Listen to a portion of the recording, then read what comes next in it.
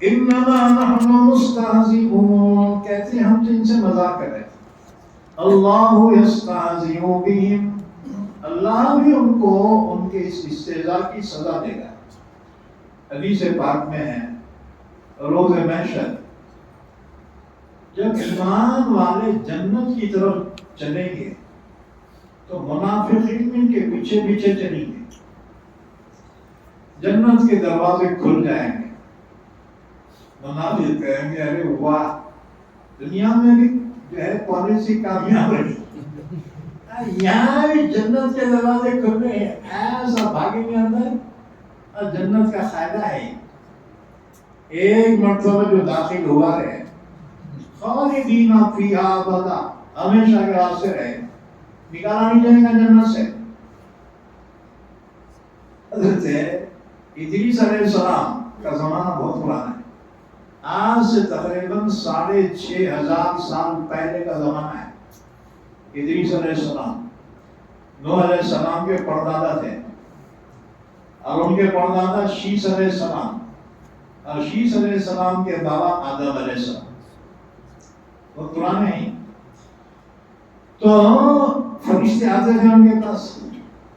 ایک دن فرشتے سے کہا کہ ارے بھائی تو جو ہے جنت میں پھرتا ہوں گا، ادھر ادھر گھومتا ہوں گا. انہوں نے کہا ہاں. ادریس علیہ السلام کہا کبھی تو ہم کو جا کے بتانا بھی جنت. اچھی بات ہے، اللہ کے نبی، اللہ سے پوچھ لیتا ہوں، اگر اجازت ہوئی تو میں تم آپ کو لے کے جاتا ہوں. ٹھیک ہے. وہ فرشتہ ہے، کہا چلیے، اللہ اجازت دے دیا. آپ فرشتہ اپنے اوپر بٹھا کے لے گیا ہم کو. فرشتوں کے پر ہوتے ہیں. قرآن میں اللہ نے قرآن میں فرمایا اولی اجنحۃ مثنی و ثلاث و رباع. اجنحہ جناحوں کی جمع ہے. جناح کہتے ہیں پروں کو. فرشتوں کے پر ہوتے ہیں، وہ پروں کی طاقت سے اڑتے ہیں. کسی کو 2 ہوتے ہیں، کسی کو 3، کسی کو 4. حضور نے فرمایا جبریل امین کو 600 پر ہیں. 2 پر اگر پھیلا دے جبرائیل تو مشرق سے مغرب تک پوری دنیا ان کے پروں کے نیچے آ جائے. تو ادریس علیہ السلام کی دوستی فرشتے سے ہو گئی.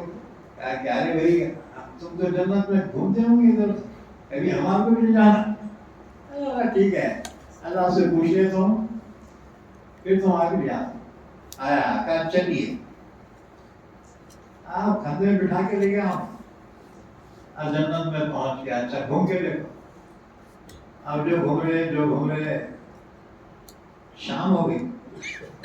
فرشتہ بولا چلو واپس ریٹرن. ایک جھاڑ کی پھانسی سے لپٹ کے ہٹ، میں تو نہیں جاتا. فرشتہ اللہ سے بولا تھا ایک ایسا بندہ ہے تیرا گھومنے کو جنت میں آتا ہوں، بولا واپس جا رہا. اللہ نے فرمایا ذرا پوچھو اس سے کیوں نہیں جا رہا. جب پوچھا گیا ابھی تم دیکھنے کے واسطے آئے تھے نا، چلو واپس. انہوں نے واہ، اللہ کا وعدہ ہے ایک مرتبہ جنت میں داخل کرا رہے، خالدین فیہا ابدا، ہمیشہ ہمیشہ کے لیے جنت میں رہیں گے، کبھی نکالے نہیں جائیں گے اور خود نکلنے کی کوشش نہیں کریں گے. لا یبغون عنہا حولا. اللہ یہ بندہ ایسا بولا، تجھے بولا کہ میں ایک مرتبہ داخل ہوا تو نکالتا ہے. بندہ صحیح بولا ہے، اب رہ گیا تو رہنے یہاں سے. اللہ نے قرآن میں کہا وَرَفَعْنَاهُ مَكَانًا عَلِيًّا، ہم نے بلند کیا ادریس کو مقام اعلیٰ پر.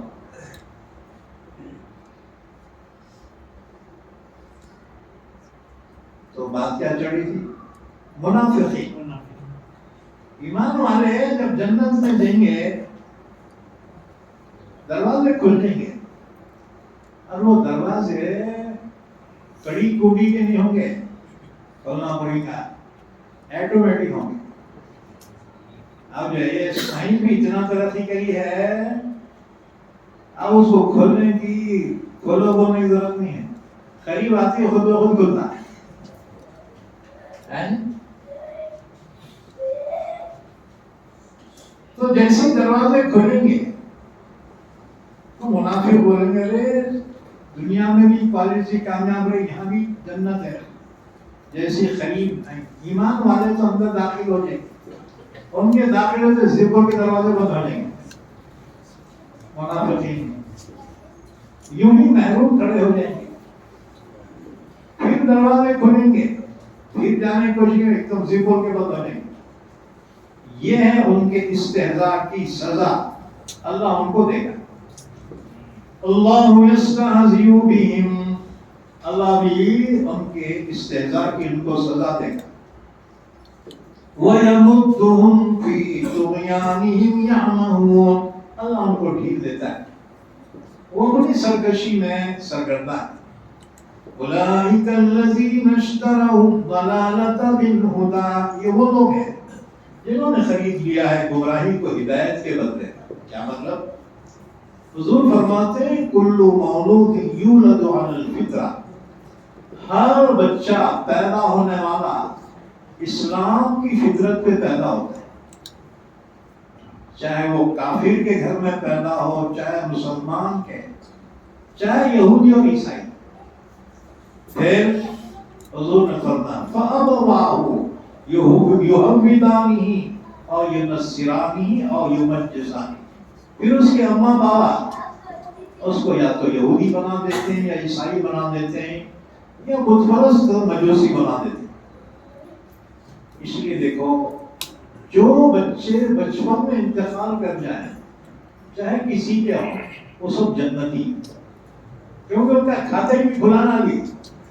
بالغ ہونے کے بعد انسان مکلف ہوتا ہے، پھر حساب کتاب شروع ہوتا ہے اس کا۔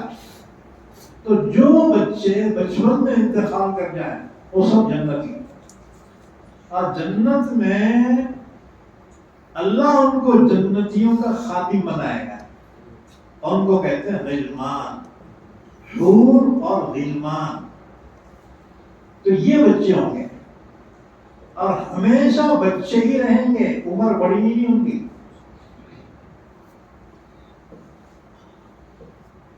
اور وہ جنتیوں کی خدمت کریں۔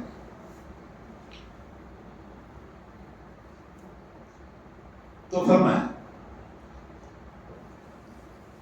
ہر بچہ اسلام کی فطرت پہ پیدا ہوتا ہے، اس کے بعد وہ اپنی اس فطرت کو ختم کر دیتے ہیں کفر کے ماحول میں۔ اولئک الذین اشتروا الضلالۃ بالہدیٰ، یہ وہ لوگ ہیں جنہوں نے خرید لیا ہے گمراہی کو ہدایت کے بدلے۔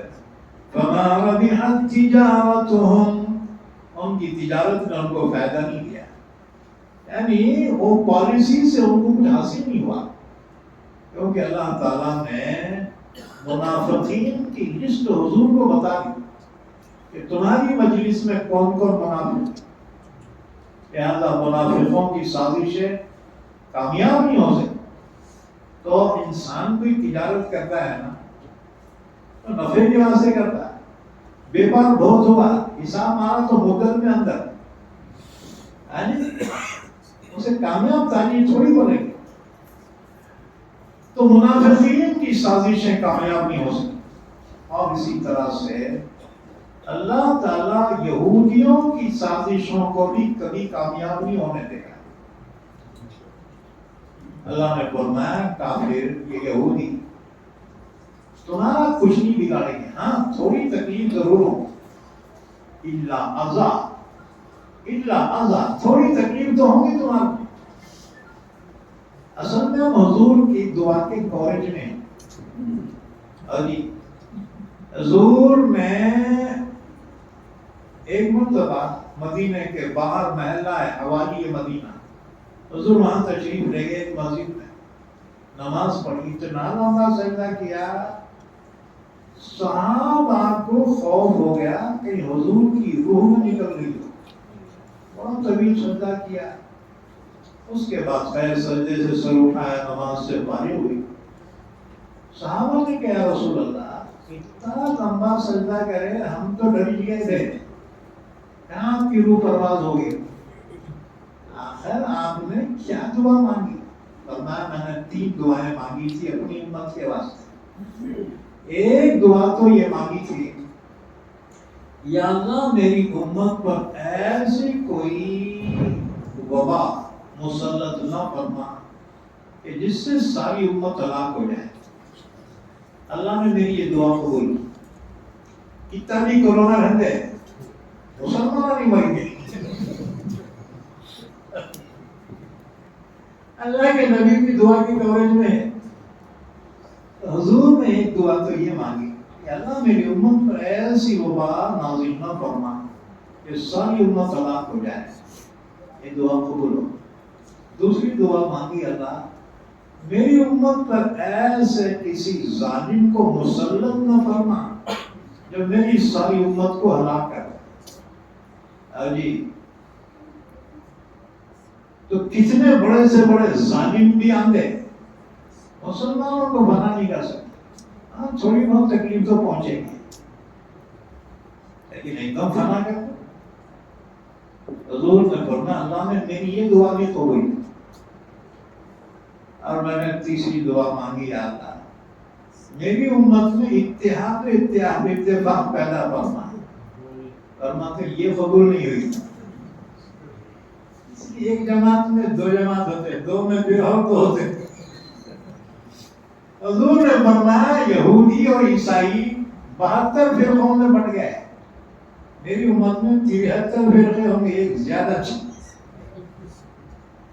آپ نے فرمایا اس میں سے ایک نجات پائے گا اور باقی سب جہنمی ہیں. صحابہ نے عرض کیا ہے رسول اللہ وہ نجات پانے والا کون ہوگا؟ وہ جنتی.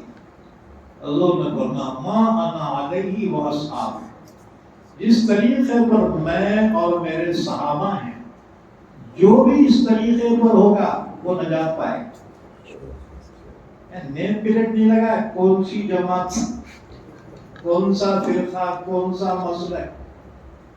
حضور نے ایک اصول بیان فرمایا ما انا علیہ و اصحابی جو بھی میرے اور میرے صحابہ کے طریقے پر ہوگا وہ نجات پانے والا ہے وہ جنتی. ایک بات سمجھ میں اب لوگ بولتے ہیں ہماری جماعت نجات پائیں گی تمہاری نہیں. یہ معیار اللہ کے رسول نے بیان فرما ہے بس کسی کا نام نہیں لیا. اس معیار پر جو بھی ہوگا وہ جنتی. اللہ کے رسول کے طریقے پر اور صحابہ کے طریقے پر ما انا علیہ و اصحابی وہ نجات پانے والا.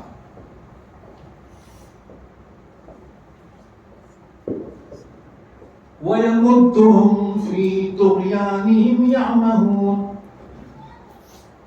أُولَٰئِكَ الَّذِينَ اشْتَرَوُا الضَّلَالَةَ بِالْهُدَىٰ.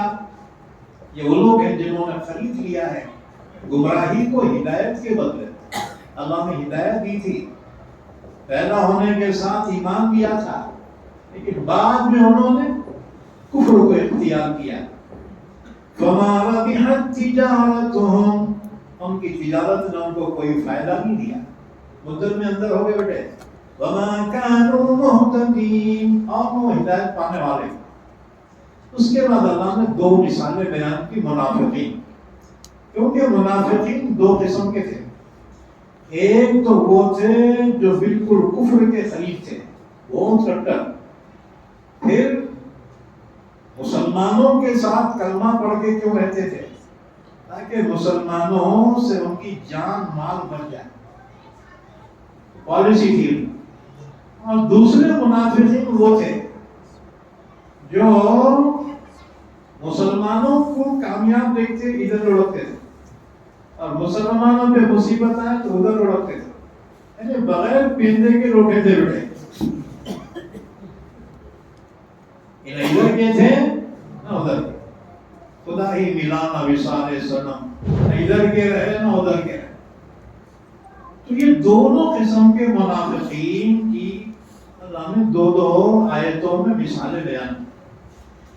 مثلهم كمثل الذي استوقد نارا، جو کٹر تھے منافقین، ان کی مثال بیان کی جیسے ایک شخص رات میں انگار جلائے تو وہ آگ کی وجہ سے اطراف کی چیزیں روشن ہو گئی، پھر اچانک اللہ نے وہ روشنی ختم کر دی، اب وہ رہ گئے اندھیریوں میں بھٹکتے ہوئے، کفر و شرک کی اندھیریوں۔ مثلهم كمثل الذي استوقد نارا، ان کی مثال اس شخص کی مثال کی طرح ہے جس نے آگ جلائی، فلما اضاءت ما حوله، جب آگ نے روشن کر دیا اپنے اطراف کی چیزوں کو، ذهب الله بنورهم، تو لے گیا اللہ ان کے نور کو، یعنی ان کے نور ایمان کو سلب کر لیا ان کی ناقدری کی وجہ سے، وَتَرَكَهُمْ فِي ظُلُمَاتٍ لَا يُبْصِرُونَ، چھوڑ دیا ان کو کفر و شرک کی اندھیریوں میں، وہ دیکھتے نہیں، سُمٌّ، بہرے ہیں، عُمْيٌ بُكْمٌ، بُكْمٌ گونگے ہیں، مکے ہیں، عُمْيٌ اندھے ہیں، فَهُمْ لَا يَرْجِعُونَ، وہ لوٹ کر نہیں آئے، ایمان میں پھر نہیں آئے۔ کیا مطلب؟ یعنی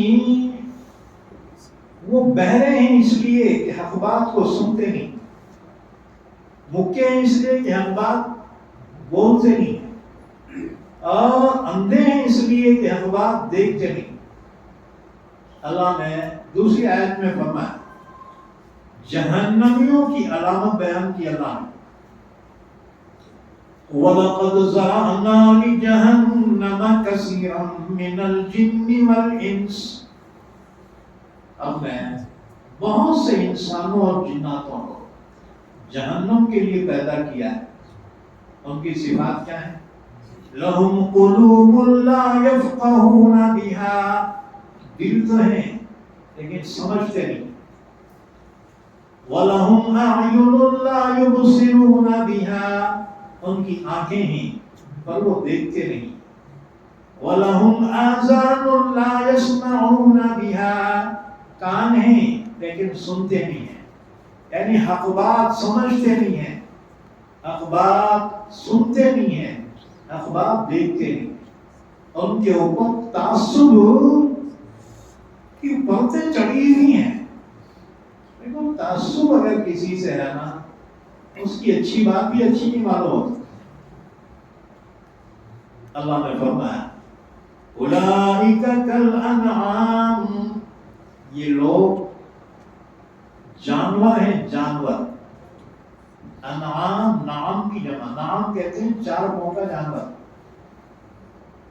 اس کی جمع انعام، تو یہ لوگ چوپائے جانور ہیں، بل ہم اضل، بلکہ جانوروں سے بھی بدتر ہیں، کیونکہ جانور تو اللہ کی تسبیح بیان کرتے ہیں، اللہ کو جانتے ہیں، اللہ کی یاد میں ہیں، اور یہ ان سے بھی بدتر، اولئک هم الغافلون، وہی لوگ غافل۔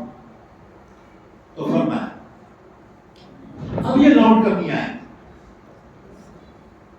اب جو منافق مسلمانوں کی کامیابی دیکھتے ادھر لوٹتے تھے، کہتے تھے ہم بھی مسلمان ہیں نا، اور اگر کافر کو کامیاب ہوتی ادھر چل جاتے۔ اللہ نے فرمایا آپ کی مثال ایسی، او کصیب من السماء فیہ ظلمات ورعد وبرق، یہ ان کی مثال اس شخص کی طرح ہے کہ بارش ہو رہی ہے، رات کا وقت ہے اور بارش بھی پھول چل رہی ہے اور اس میں اندھیریاں ہیں، ظلمات جمع ہے ظلمتوں کی، اور عربی میں کم سے کم 3 کو جمع ہوتے ہیں، اردو میں 1 کو واحد، 2 کو جمع، عربی میں نہیں، عربی میں 1 کو واحد، 2 کو تثنیہ اور 3 کو جمع۔ کسی بھی زبان میں ایسا نہیں ہے، عربی زبان کی بڑی خصوصیت ہے۔ تو ظلمات ظلمتن کی جمع ہے اندھیریاں، تو کم سے کم 3 تو ہونا نا. یہ 3 اندھیریاں کون سے ہیں؟ ایک تو رات کی اندھیری، دوسرے بادل کی اندھیری، تیسرے بارش کی اندھیری. کبھی تم سفر میں نکلے اور جم جم کے بارش ہو رہی نا، تمہارے کار کا وہ وائپر ہے نا گر گر گھومتے رہتا ہے، ڈرائیور آگے کا دکھتے ہی نہیں.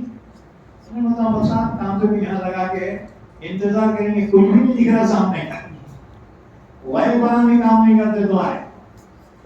یہ کیا ہے؟ یہ بارش کی اندھیری.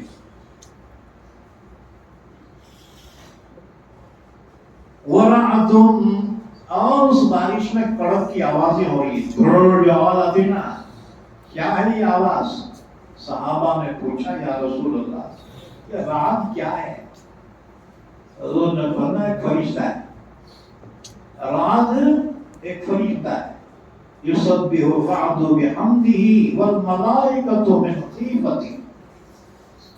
تو یہ رعد فرشتے کی تسبیح ہے. تو اتنی درجدار ہوتی نا، کہیا پھڑ پھڑ کرتا ہے، جو آواز آتی ہے نا تھوڑا بول کی آواز، اسے کہتے ہیں رعد، کڑک. تو ایک فرشتہ ہے بادلوں پہ مقرر ہے. یہ جب بادلوں کو ہٹاتا ہے اور اللہ کا جہاں حکم ہوتا ہے اس بستی میں برساتا ہے، تو جب وہ غصہ ہوتا ہے ان پہ، اس کی ڈانٹ کی وہ آواز ہوتی ہے.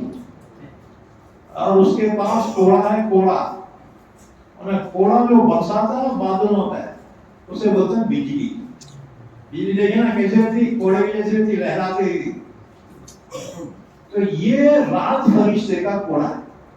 اچھا اوپر چمکے تو اسے بولتے ہیں برف، اور نیچے گرے تو اسے بولتے ہیں صاعقہ. اتنی اسپیڈ ہے اس میں، ایک سیکنڈ میں گر کے ہر واپس چل جاتے ہیں.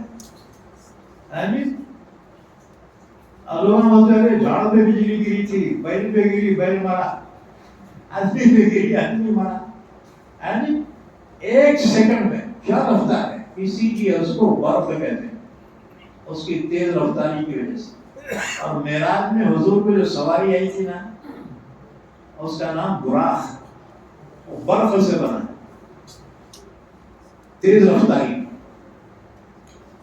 تو اللہ نے فرمایا او کصیب من السماء، یا اس شخص کی طرح مثال ہے منافقوں، جیسے کوئی بارش میں گر گیا.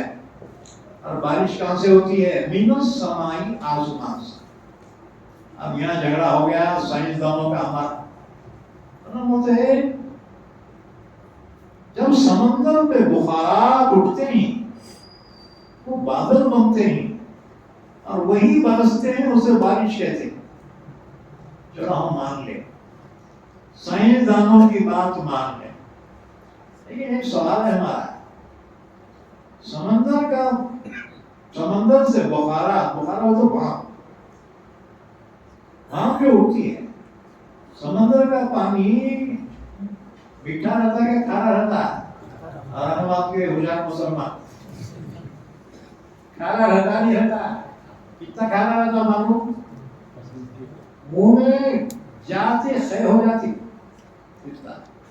ایک مرتبہ سمندر کے کنارے ہوٹل میں سمجھا پینے کا جو ہے پانی لیتے میں منہ میں ڈالا، خیج ہو گئی.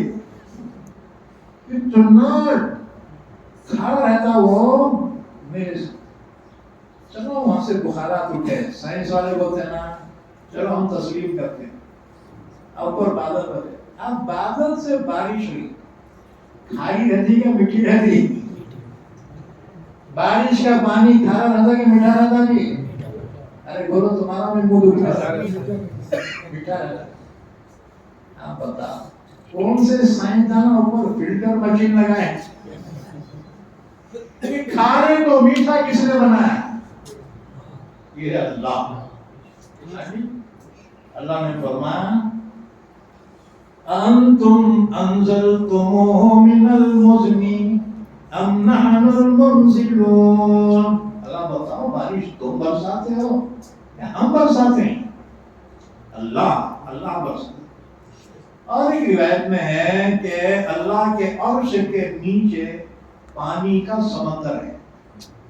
وہاں سے پانی بارش 7ویں آسمان میں اترتی، پھر 7ویں آسمان سے 6ٹھے آسمان اترتے اترتے گیا ہمارے زمین کا جو آسمان ہے نا، یہ اس میں جو ہے ایک مقام ہے اسرم، وہاں اترتی ہے، پھر وہاں سے پھر ڈیوائڈ ہوتی ہے۔ دیکھو 3 چیزیں ایسی ہیں کوئی نہیں جانتا کہاں سے آتی، اور جی ایک بادل، کوئی نہیں جانتا کہاں سے آتی، دوسرے ایک کڑک کی آواز، ابھی یہاں یا ابھی وہاں تھی، تیسرے بجلی، اس کا اسٹاگروم کہاں ہے ہمارے کو نہیں معلوم، اچانک جو ہے بجلی کڑکتی ہے، اچانک ختم ہو جاتی، کب کہاں پہ چمکے گی ہم کوئی نہیں جانتا،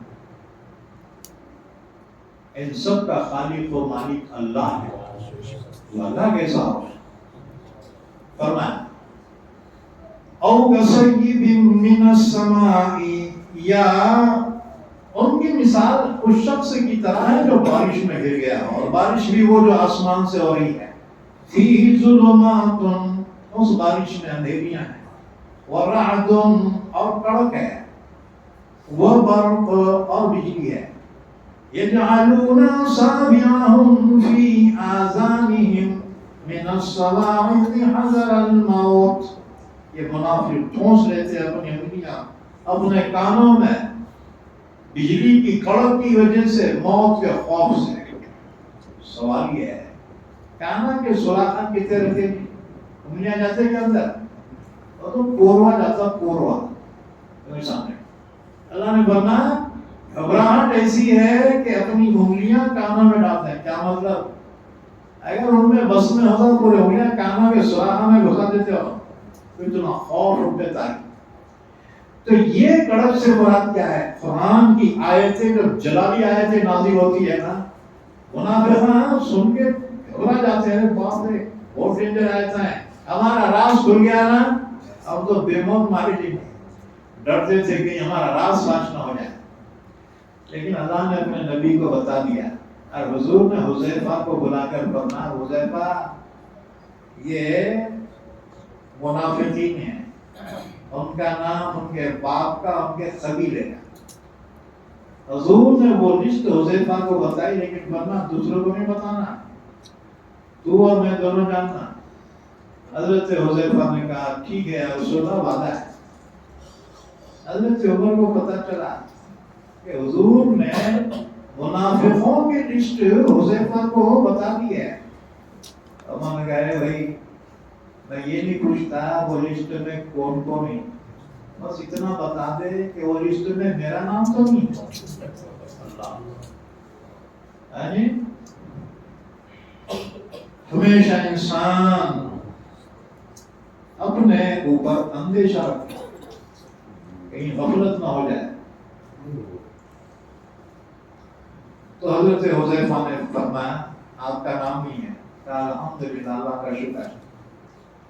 اس لیے حضرت عمر اپنے زمانے میں یہ دیکھتے تھے کوئی جنازہ آتا تھا نا، حذیفہ ہے کیا، اگر ہیں تو عمر بھی آ کے نماز پڑھتے تھے جنازے، اگر حذیفہ نہیں ہوتے عمر بھی جنازہ پڑھانے کے واسطے نہیں آتے تھے۔ عمر جانتے تھے کہ منافق کے جنازے میں حذیفہ حاضر نہیں ہوتے، اور ان کو معلوم ہے کون منافق ہے۔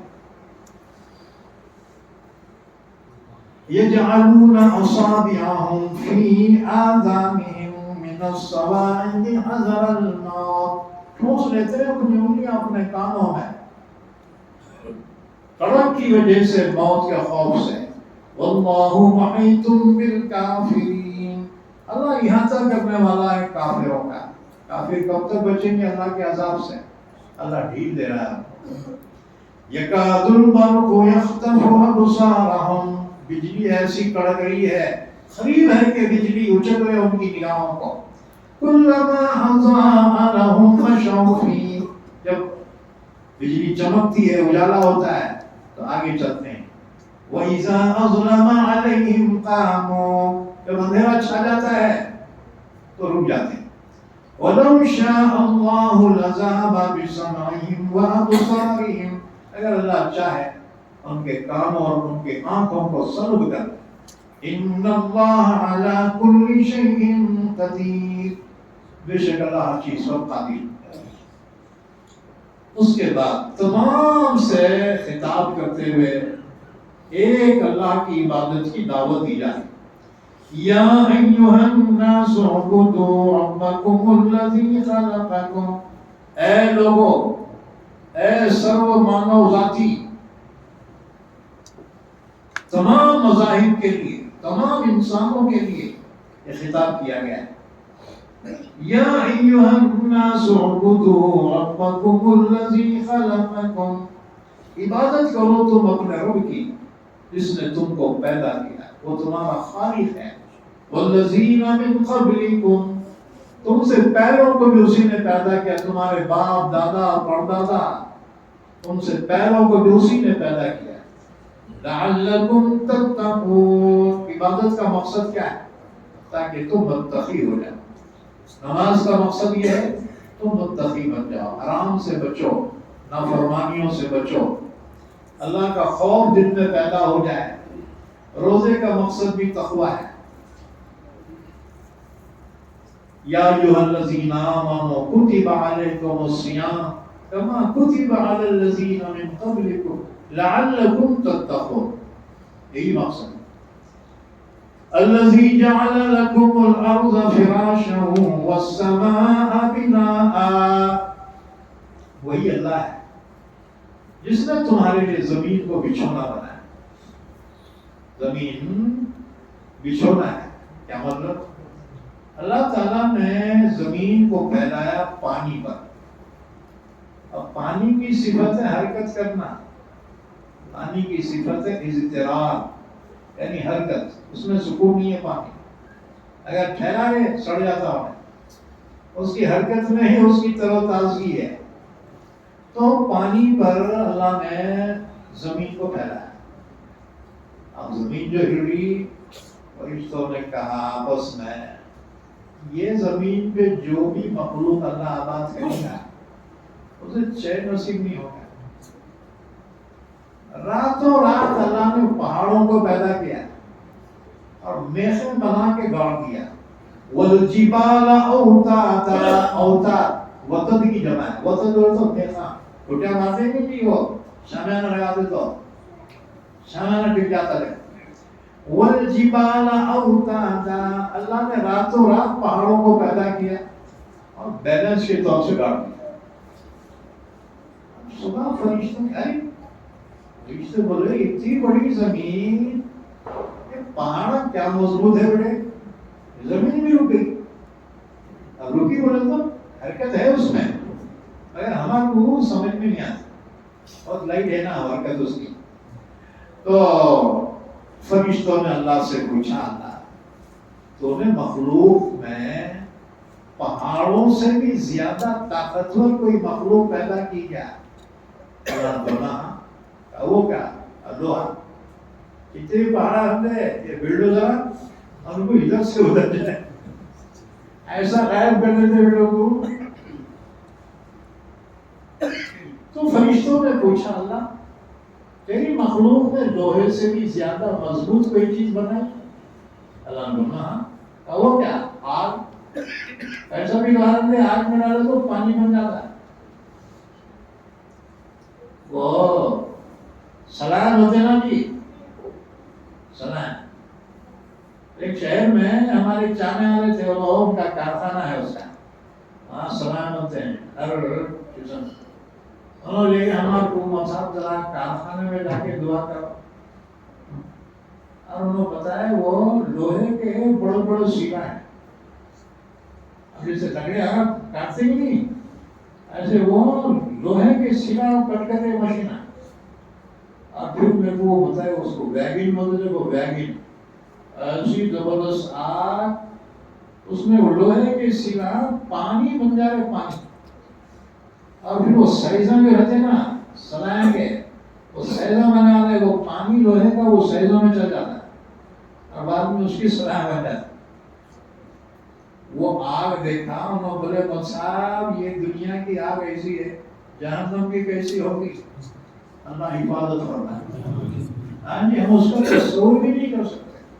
حضور نے فرمایا کہ تمہاری دنیا کی آگ جنت کا 70واں حصہ ہے، 70 اوپر زیادہ ہے وہاں کی آگ۔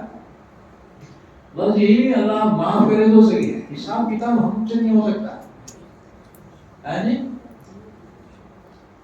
تو فرشتوں نے تعجب سے کہا اللہ تیری مخلوقات میں آپ سے بھی زیادہ کوئی طاقتور مخلوق پیدا ہے؟ اللہ نے بولا ہاں۔ وہ کیا؟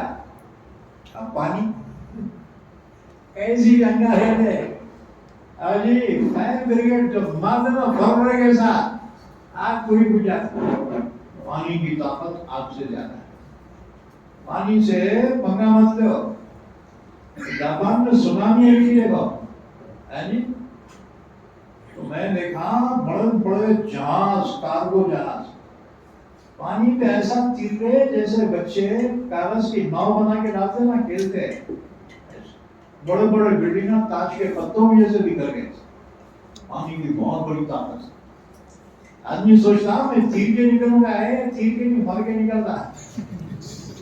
پانی سے پنگا نہیں، بہت طاقت۔ اچھا تو فرشتوں نے بہت تعجب کیا، کہا تھا تیری مخلوق کو پانی سے بھی طاقتور کوئی مخلوق پیدا کی کیا؟ اللہ نے کہا ہاں۔ وہ کیا؟ ہوا۔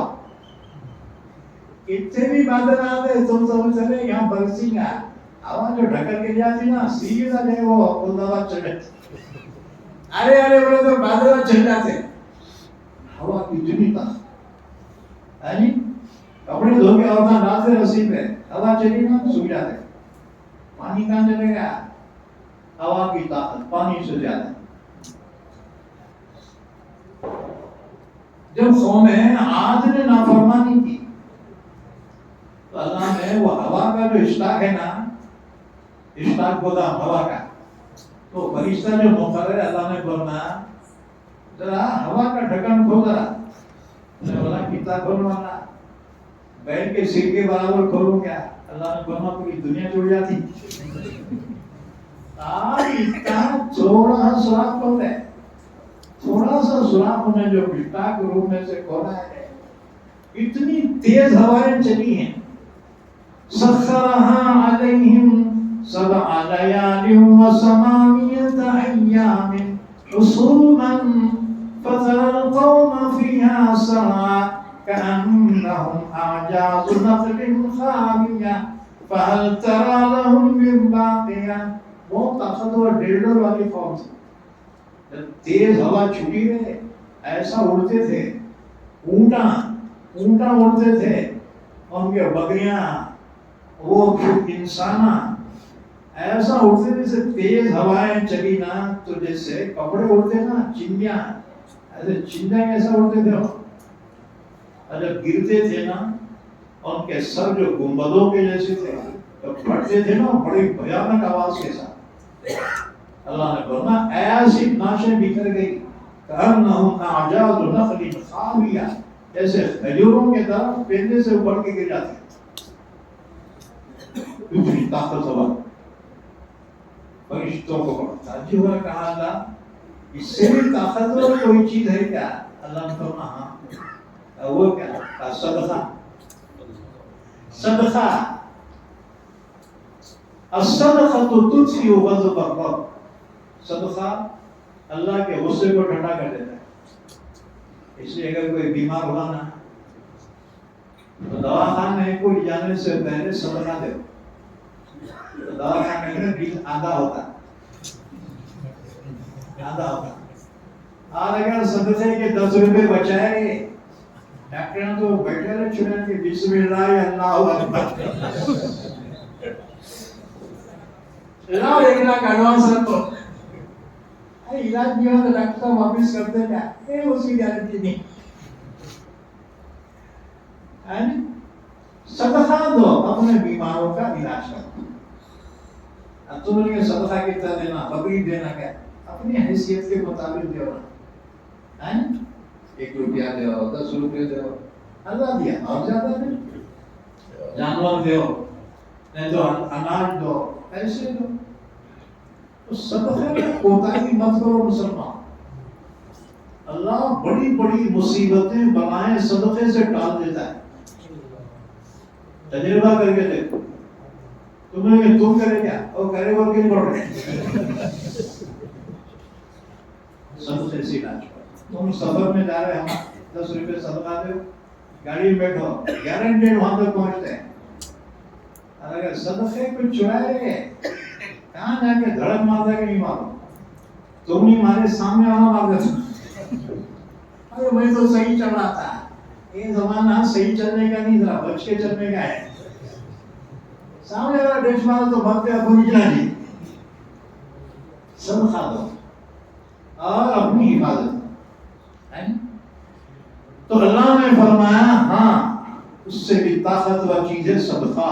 الصدقہ تطفئ غضب الرب. صدقہ اللہ کے غصے کو بھی ٹھنڈا کر دیتا.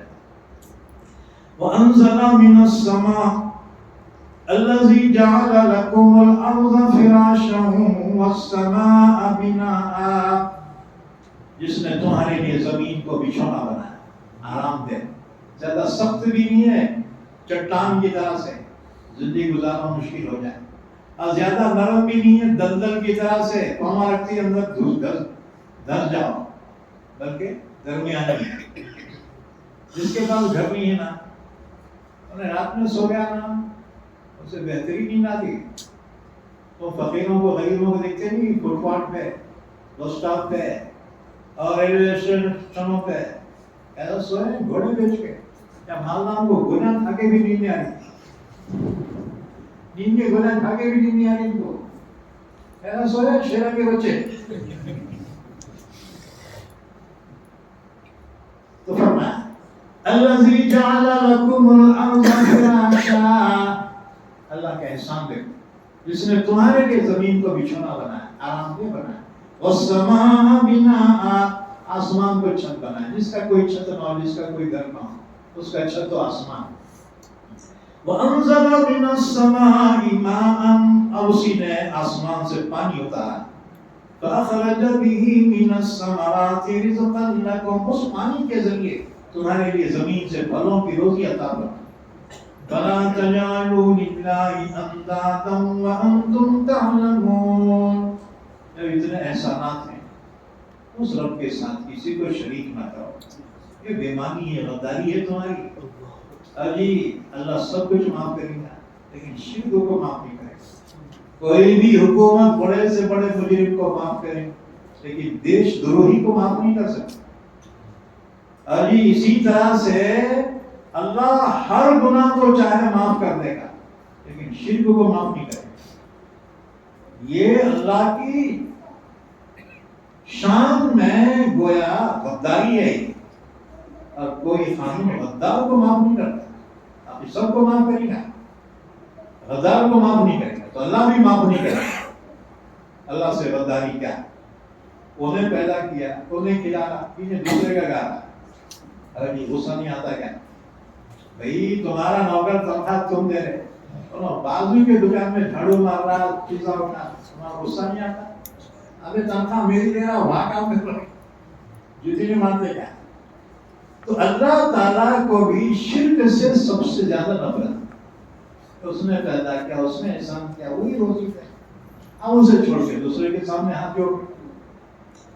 فَلَا تَجْعَلُوا لِلَّهِ أَنْدَادًا وَأَنْتُمْ تَعْلَمُونَ. لہذا تم اللہ کے لیے شریک نہ کرانا اور تم جانتے ہو اللہ کوئی شریک نہیں. الحمدللہ آج کی آیتوں کی تفسیر مکمل ہوئی. ایک واقعہ سنا بولے تھے، وہ آدھا سنایا تھا، اب وہ ادھاری چلتے آئندہ دیکھیں گے انشاءاللہ. آج بہت تھکا کہ کم وقت جو ہے ٹرین اتنے دیر چلے پوچھو. بہرحال ہر مہینے کے چوتھے پیر کو یہاں تفسیر ہوتی ہے. آپ سے گزارش ہے کہ آپ تشریف لائیں، اپنے دوست احباب کو بھی اپنے ساتھ لانے کی کوشش کریں. ہماری وجہ سے اگر کسی کو اللہ ہدایت دے دے گارنٹیڈ ہمارے کو جنت ہے. اپنے عمل پہ گارنٹی نہیں ہے لیکن ہماری وجہ سے اللہ کسی کو ہدایت دے، یقیناً اللہ ہمیں جنت میں ضرور داخل کرنا ہے۔ اور قرآن لوگوں تو قرآن کی تفسیر سے کیا فائدہ؟ ایک بات یاد رکھو، قرآن کی تفسیر کا سب سے بڑا فائدہ یہ ہے انسان کبھی شرک کر ہی نہیں سکتا۔ جو قرآن کو از اول تاخیر سمجھ کر پڑھے وہ کبھی شرک کر ہی نہیں سکتا، کیونکہ اللہ کی توحید پر اتنے دلائل قرآن میں بیان کیے گئے ہیں کہ شرک کر ہی نہیں سکتا۔ ارے بات اب لوگ بچیوں کا عالمہ بناتے ہیں، عالمہ بنا کیا فائدہ؟ ایک فائدہ ہے کہ کم سے کم وہ شرک تو نہیں کر سکتے، توحید پر قائم رہتی ہے وہ بچی، کیونکہ کورس ہی ایسا ہے۔ تو یہ قرآن جو سمجھ کر پڑھے وہ کبھی شرک نہیں کر سکتا، کیونکہ اللہ نے توحید پر اتنی دلیلیں بیان کی ہیں کہ انسان کبھی شرک کر نہیں سکتا۔ اس سے پہلے میں نے بیان کیا تھا وہ افریقہ کا سب سے بڑا جو عیسائی پادری ہے، 20 سال قرآن کا مطالعہ کیا ایک واسطے لوز پینٹا ڈھونڈنے کے واسطے، لیکن نتیجہ کیا نکلا؟ سورہ اعراف کی آیت نمبر 172 پر جب پہنچا ہے، بس ایک آیت نے اس کے سوئے پہ زمین کو جگا دیا اور اس نے کلمہ پڑھا، پورے دنیا کے سامنے اسلام کا اعلان کیا۔ ایلینیم ہیگی اس کا نام قرآن ہے۔ تو اس طرح سے قرآن کریم اللہ کا کلام ہے اور اللہ نے اس کو ہدایت فرمایا۔ اس سے جو ہے تم بے پرواہی نہ کرو، ہم یہ نہیں کہتے یہاں جاؤ، جہاں بھی قرآن کی مجلس ہو وہاں پر حاضر ہو۔ کوئی بھی عالم تفسیر کرے تو کیا ہوا؟ ہماری مجلس میں آنا کوئی منت نہیں ہے۔ تو جہاں بھی تمہارا دل جہاں مطمئن ہوتا ہے اس مجلس میں ضرور جاؤ، قرآن کو سمجھو۔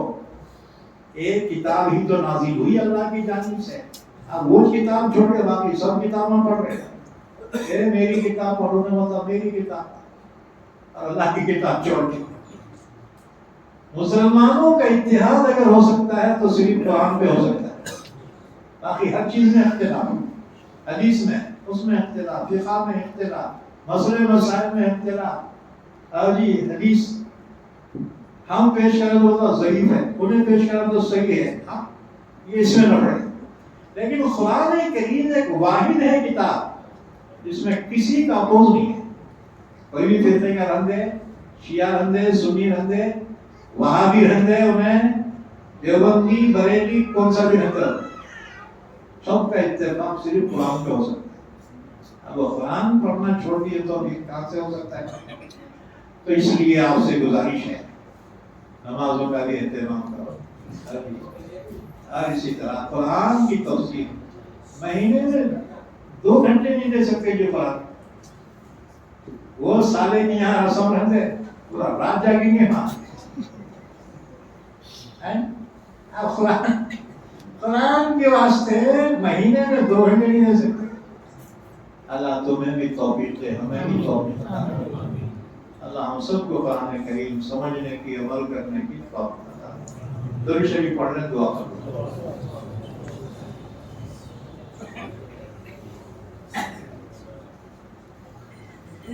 اللهم صل على محمد وعلى آل محمد بارك وسلم۔ اے اللہ ہمارے گناہوں کو معاف کرو، ہماری خطاؤں سے درگزر کرو، صغیرہ کبیرہ گناہوں کو معاف کرو۔